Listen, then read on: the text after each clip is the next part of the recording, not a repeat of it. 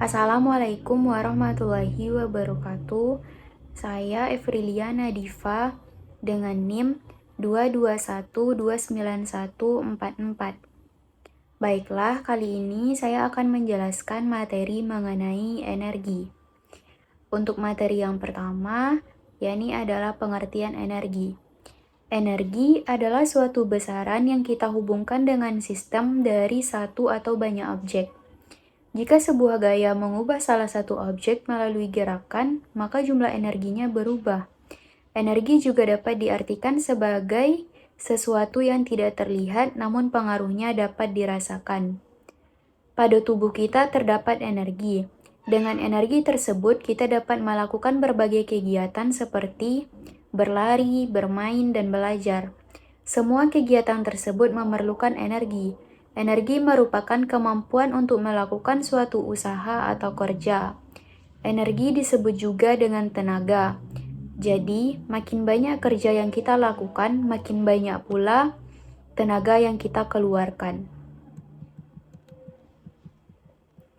Untuk materi yang kedua, yakni adalah macam-macam energi. Yang pertama ada energi kimia. Energi kimia adalah energi yang dihasilkan karena adanya interaksi secara kimia dari reaksi kimia yang terjadi. Untuk contohnya bisa kita lihat pada gambar, misalnya yaitu ada baterai. Untuk macam yang kedua yakni adalah energi listrik. Untuk contohnya juga bisa kita lihat pada gambar di samping. Untuk yang ketiga yakni adalah energi panas. Energi panas adalah energi yang terjadi karena pergerakan internal partikel penyusunan dalam suatu benda. Contohnya ada api, matahari, dan lain sebagainya. Yang keempat, ada energi nuklir. Adalah energi yang dihasilkan dari reaksi inti oleh bahan radioaktif. Yang kelima, energi cahaya. Energi cahaya adalah energi yang dihasilkan oleh gelombang elektromagnetik. Untuk contohnya misalnya yaitu ada lampu dan lain sebagainya. Untuk yang keenam ada energi kinetik. Energi kinetik adalah energi yang dimiliki suatu benda karena pergerakan atau kelajuannya. Untuk contohnya misalnya yaitu kincir angin. Materi selanjutnya yaitu perubahan energi. Energi dapat berubah dari suatu bentuk ke bentuk yang lain. Suatu bentuk energi akan terlihat manfaatnya setelah berubah bentuk menjadi bentuk energi yang lain. Untuk contoh perubahan bentuk energi ini adalah sebagai berikut.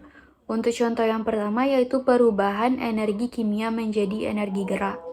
Contohnya, bensin dan solar digunakan sebagai bahan bakar yang dapat menjadikan mobil atau motor bergerak.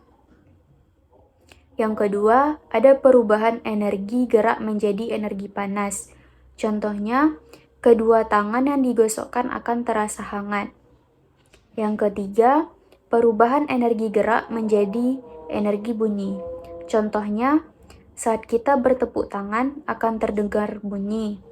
Yang keempat, perubahan energi panas menjadi energi gerak.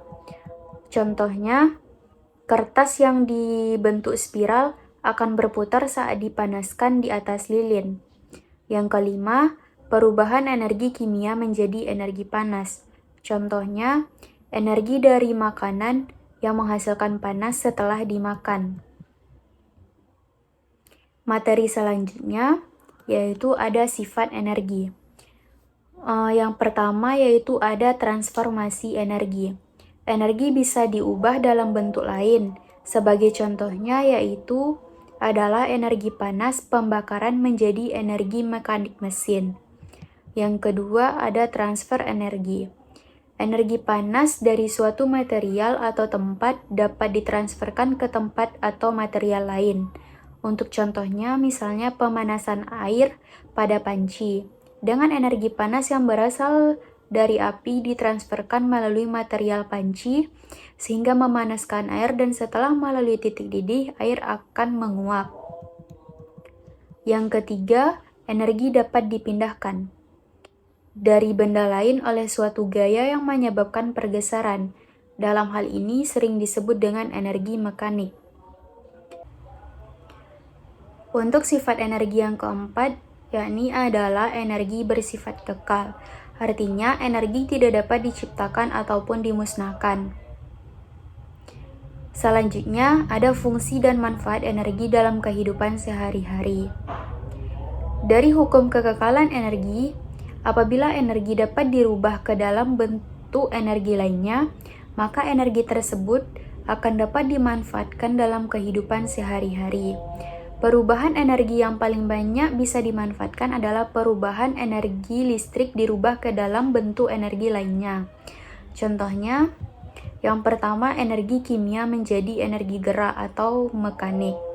Misalnya yaitu pada makanan yang kita makan diolah melalui reaksi kimia menjadi sumber energi untuk beraktivitas. Yang kedua, energi listrik. Energi listrik menjadi energi panas, penggunaannya yaitu pada setrika untuk menggosok pakaian. Yang ketiga, energi listrik menjadi energi bunyi. Contoh penggunaannya yaitu pada bel untuk menghasilkan bunyi.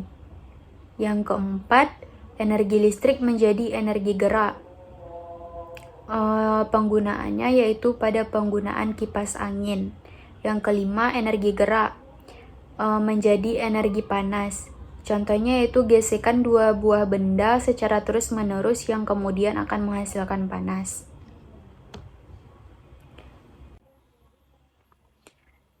Selanjutnya, kita masuk kepada contoh soal yang pertama. Sebuah kelapa yang masih menggantung di pohon bermassa 2,5 kg. Jika pohon kelapa memiliki ketinggian 9 meter, berapa energi potensial buah kelapa tersebut jika diketahui gaya gravitasinya 10 meter per sekon kuadrat? Untuk penyelesaiannya, diketahui M sama dengan 2,5 kg. Untuk H-nya sama dengan 9 meter. Untuk gaya gravitasinya yaitu 10 meter per sekon kuadrat. Yang ditanya adalah energi potensial buah kelapa atau EP. Untuk mencari EP didapat rumus M kali G kali H. Kemudian didapatlah 2,5 kg dikali 10 dikali 9 meter. Didapatlah hasilnya 225 joule. Jadi, energi potensial pada kelapa tersebut sebesar 225 joule. Untuk contoh soal yang kedua, sebuah mobil bermassa 20.000 kg bergerak ke arah timur dengan kecepatan 20 meter per sekon. Tentukanlah berapakah energi kinetik mobil tersebut. Pembahasannya diketahui M sama dengan 20.000 kg. V sama dengan 20 meter per sekon. Yang ditanya berapakah energi kinetik mobil tersebut atau EK. Untuk jawabannya, EK sama dengan 1/2 M dikali V kuadrat. Didapatlah 1/2 dikali 20.000 dikali 20 dikuadratkan. Didapatlah hasilnya 1/2 dikali 8 juta. Kemudian didapat pula menjadi 4 juta joule. Jadi, energi kinetik mobil tersebut adalah 4 juta joule.